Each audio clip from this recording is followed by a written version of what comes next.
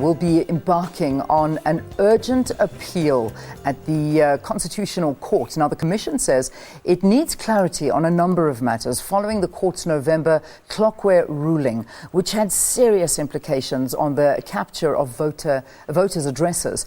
The ANC is also planning to apply to be a friend of the court on the matter.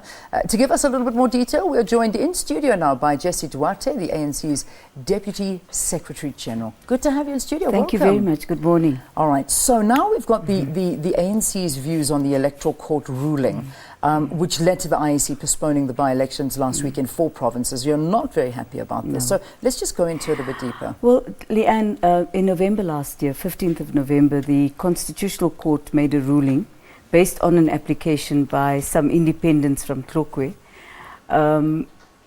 based on their concern that the voters' roll may not consist of people living in a particular ward. We accepted the outcome of that ruling, particularly because the court used words like sufficient particularity for people, for an address of people. And if you think about that, it's people who live in informal settlements. A sufficient particularity would be a landmark in that area, something that they can identify in close proximity to their shack or abode. The IEC remapped some of the wards to include what they called sufficient particularity. Now, the same people go to the Electoral Court and again say, but the voters' roll is not quite up to scratch. Yeah. What we're seeking is clarity from the Constitutional Court, and therefore we would become a friend of the court if it is granted to the IEC that they can make a representation to the court, because we really are in a difficulty as a country right now. In South Africa, pre-2003, people didn't have to have an address when they registered to vote. Then the law was changed so that if you register, you must also have an address.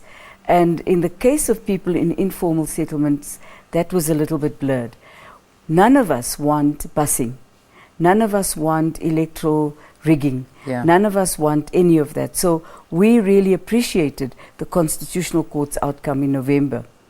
What the Electoral Court has now done is to give more specifications with regard to the voters' roll. And we're saying that given the time that we are now, where we are now, and our understanding is there are about 7 million South Africans who will be affected by this particular ruling, and it's nationwide. This would mean that we would not have enough time until pre-August date. The date is not... The cutoff is in the middle of August, 16th The cutoff date is that, but registration cuts off sometime probably in July, or even in... Registration cuts off on the date that the date of election is gazetted. Then you can't register again after that. Yeah, yeah. So our weeks, we calculated that we have 20, maybe 21 or 22 weeks to the election date. We don't know the date, but that means that the country has to find a way administratively of dealing with this question of addresses of people who live in informal settlements. Now, most informal settlements, some have numbers, but most don't. I just come from Ward 6 in Oudtshoorn, for example. Shacks there don't have a number. They're all over the place. What do you do about rural areas, villages? Yeah, yeah. Is the sufficient particularity that had been identified by the IEC for rural areas no longer sufficient? What is the exact story now? Yeah. Tomorrow we're meeting as leaders of political parties with the IEC, and we've indicated that if the IEC does get the Constitutional Court to give it an urgent hearing, we would like to be a friend of the court, and we're hoping that other political parties will join in as well. This is a serious matter. It's a very serious issue, but is it not a big worry? I mean, going into the elections, these local elections, they're big elections that we're heading into. We're around the corner from them, and this, no doubt, is going to occupy a lot of the IEC's time, and it's going to cause, a lot of worry and frustration among South Africans. Well, the voter is the person I'm worried about. This will affect working class people and poor people throughout the country in the main. And our concern with the decision taken by the Electoral Court in February was that, firstly, it occasioned the IEC to stop all by-elections, which we did not agree with. We thought it was an order against Tlokwe, but the IEC felt, given the fact that this related to the voters' roll, they would stop all the by-elections. That worried us. Secondly, what do we now do with people who had registered pre-30th of November 2015? Our understanding is that the Constitutional Court's ruling does not affect people pre the 30th of November 2015, but apparently the Electoral Court thinks differently. So this is why we're all seeking clarity and hoping that we will get that clarity as a matter of urgency. This week, in fact. That's what I was going to say. I mean, what is the timing on this? Because, you know, obviously time is running out. What role do you play as a friend of the court? I mean, where do you come in at? Well, we give support to the application of the IEC in that regard. At times, the court might allow a friend of the court to make a submission, but it's entirely up to the court. It's not something that's guaranteed. However, it strengthens the case of the primary applicant if there are a number of other people with similar views on a matter. So hopefully that will indicate to the court that this matter is serious enough for them to look at a reclaratory order, which is what I would imagine the IEC would be seeking as a prayer. Well, the reality is, and I think that you spoke about this, but this isn't an issue that's going to go away. It's going to continue, and we're going to see this happening all the way to the municipal elections. How do you think the capturing of voters' addresses can be rectified? I mean, how can it be resolved before the elections? Immediately, we're having a vote registration weekend this weekend. We're calling on people who had registered previously and may have lived in a shack, and they now live in formal housing where they've been given an RDP house, to make sure that they register with an address. On Saturday and Sunday, when people go and register, that is where the problem is.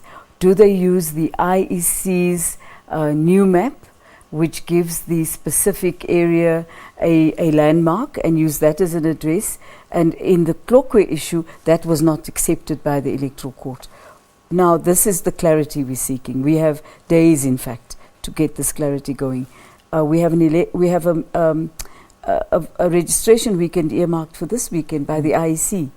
So, long term, obviously, we have to have addresses for every South African, whether they live in an informal settlement or they live in a formal housing area. That is a huge request on the part of municipalities. Have to do that. They have to mark every shack and so on. It might help the country, but it will take time. And that is not the time that we currently have at the moment. Also, people living in informal settlements don't regard the informal settlement area as home. Home is somewhere else, in a rural area, where they go to in November and December. And sometimes there's confusion in our own minds in this country about what we regard as this person's address, you know.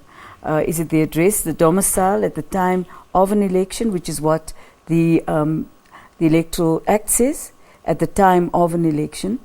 And then if you move, you have to re-register. However, it's always been understood that you register once, and when you've changed your address to a new ward somewhere else, you'll have to re-register. So it's a continuing administrative burden for the IEC, and it's expensive.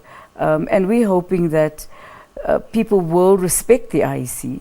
We're very worried that the November outcome also cast doubts on the integrity of the IEC, and we're saying, look, all of us must not accept busing. All of us must not accept IEC officials who might collude with anybody. We're not interested in that. We don't want that. So that's why this ruling was very good and very important for the country. But the administrative implication and application of that is where there are a number of huge problems. All right, well, there you go. A little bit of clarity there from ANC's Deputy Secretary General Jessie Duarte ahead of what's about to happen this afternoon. Thank you so much for joining us here on the program. In fact, that's our headline top story this morning. The Independent Electoral Commission will be embarking on an urgent appeal at the Constitutional Court. The Commission says it needs clarity on a number of matters following the court's November Tlokwe ruling, which had serious implications on the capture of voters' addresses. The Commission is worried that the lack of addresses might disenfranchise voters who live in informal settlements and rural communities. It's unclear how soon the Constitutional Court will be able to provide clarity. The IEC has, however, said the appeal will not affect their work relating to this year's municipal elections. Well, the IEC has meanwhile announced that the 2016 voter